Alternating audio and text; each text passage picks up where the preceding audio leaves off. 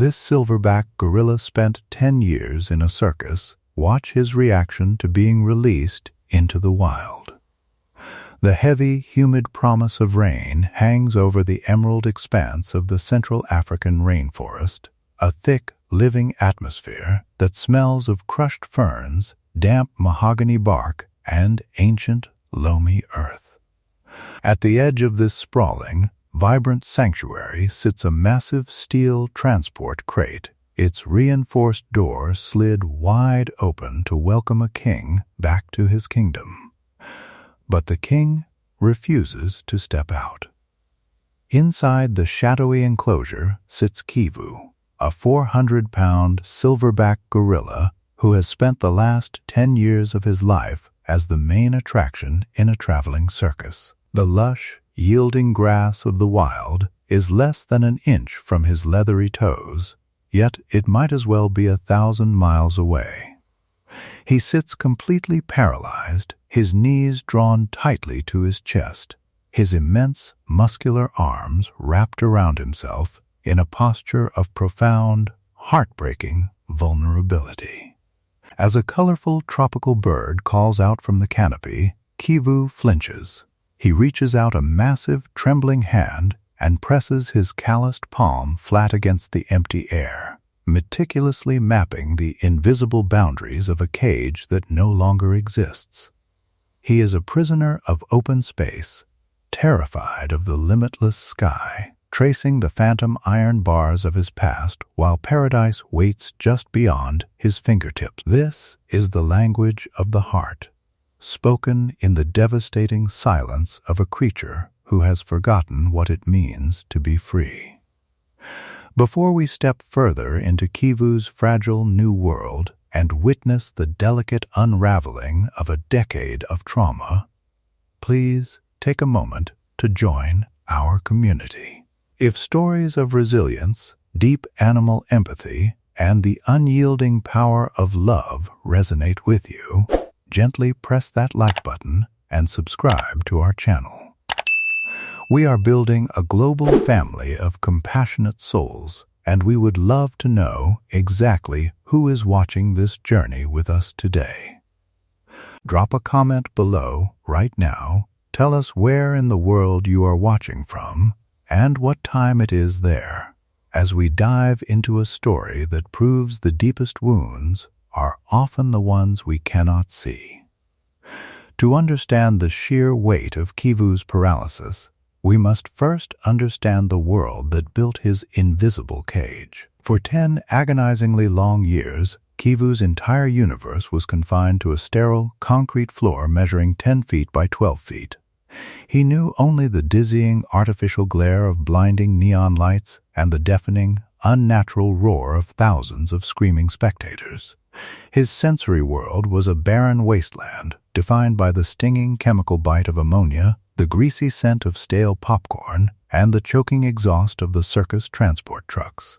He was a magnificent, highly intelligent being reduced to a mere spectacle, his wild instincts systematically suppressed until they became buried under layers of learned helplessness. But even in that dark, loud, chaotic existence, a tiny flicker of trust was kept alive by Elena, a dedicated behavioral specialist who joined the circus staff with the sole mission of making Kivu's life bearable. Elena did not see a monster or a performer. She saw a gentle, shattered soul. For 2 years, long after the crowds had gone home and the circus tents fell quiet, Elena would sit cross-legged on the cold concrete outside his cage. She never demanded anything of him. She simply offered her presence, speaking to him in low, rhythmic hums, sharing pieces of sweet fruit, and pressing her small hand against the iron bars until Kivu would slowly, cautiously approach and press his massive fingers against hers. In those quiet midnight hours, breathing in the faint, warm cinnamon scent of his breath, a profound, unspoken bond was forged, a lifeline of trust in a sea of despair. When the long-awaited day of his rescue finally arrived, the team believed the hardest part of Kivu's journey was over. He was safely transported away from the noise, away from the concrete, and brought to a sprawling, state-of-the-art jungle sanctuary designed to be his forever home. But nature, it turns out, is incredibly overwhelming to a creature who has only known 4 walls. As the days ticked by in his transition enclosure, the joyous release the team had anticipated deteriorated into a desperate, terrifying crisis. Kivu completely shut down. The vast, unroofed expanse of the blue sky above him felt not like freedom, but like a crushing, terrifying vulnerability. When the afternoon thunderstorms rolled in, sending curtains of warm water across the jungle, Kivu did not bathe in the rain. He cowered in the darkest corner of his shelter, covering his head, unable to process the lack of a ceiling. He stopped eating the vibrant array of fresh wild fruits left for him. His movements grew sluggish, his eyes lost their amber spark, and a suffocating lethargy took over his massive frame. The sanctuary experts and keepers watched in growing desperation as Kivu began to fade away right in front of them. He was physically healthy, carrying no physical scars, yet the air in his enclosure was thick with the acidic scent of pain, a sharp, sour, musky odor that spoke of a deep, agonizing emotional starvation. He was shrinking into himself, his spirit dying in the very place that was built to save his life, completely unequipped to navigate the terrifying vastness of true freedom.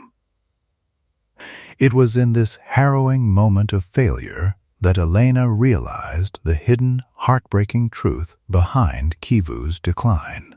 Through her tears, watching the mighty silverback trace his phantom cage, she understood that his trauma was not just the memory of confinement, it was an absolute reliance on it.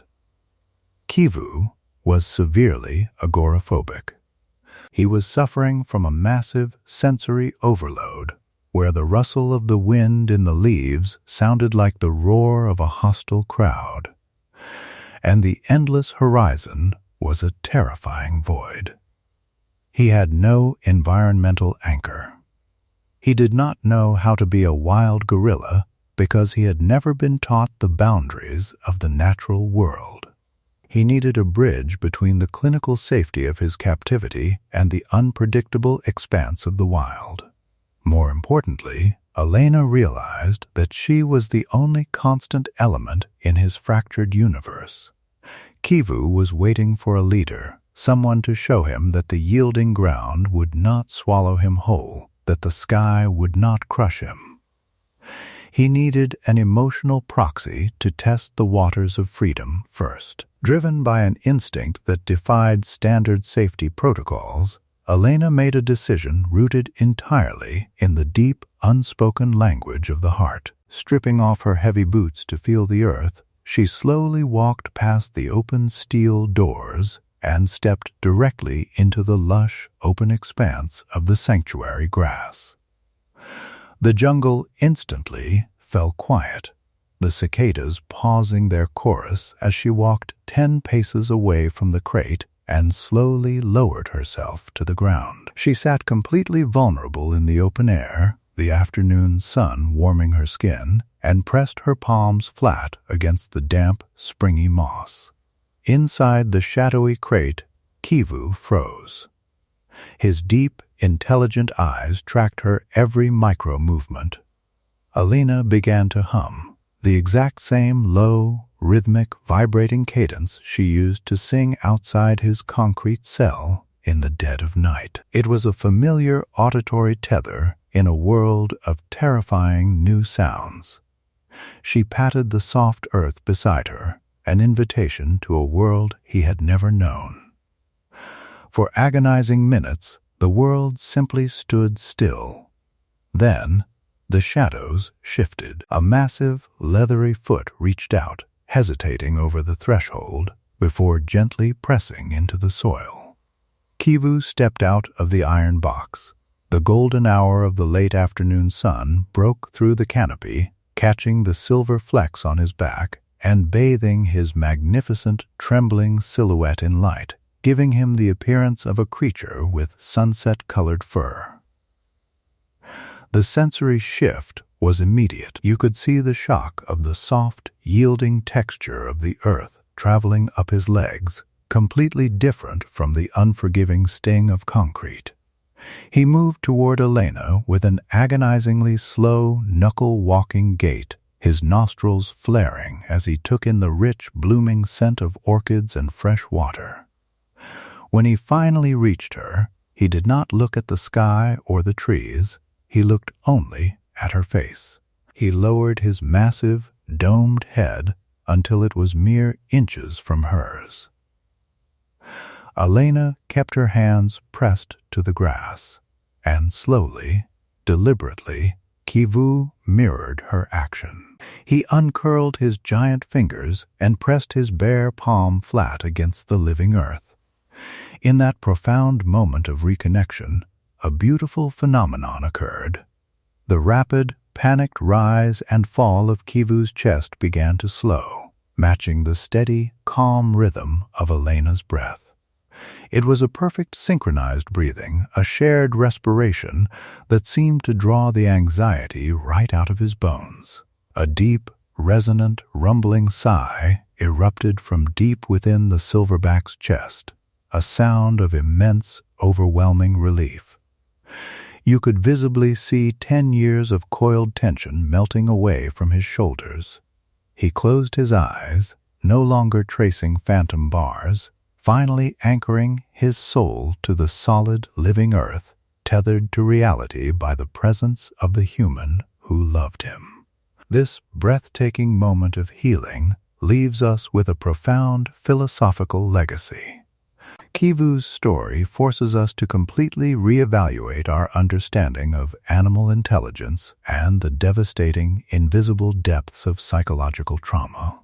It reminds us that trauma is not merely a physical state, but a fundamental rewriting of a creature's deepest instincts, capable of turning the very concept of freedom into a source of paralyzing terror. Yet, it also illuminates the boundless capacity for resilience. It proves that empathy, that mysterious, invisible thread that binds living creatures together, is not a uniquely human trait. There is a universal sixth sense of love, a profound emotional intuition that transcends species, language, and logic.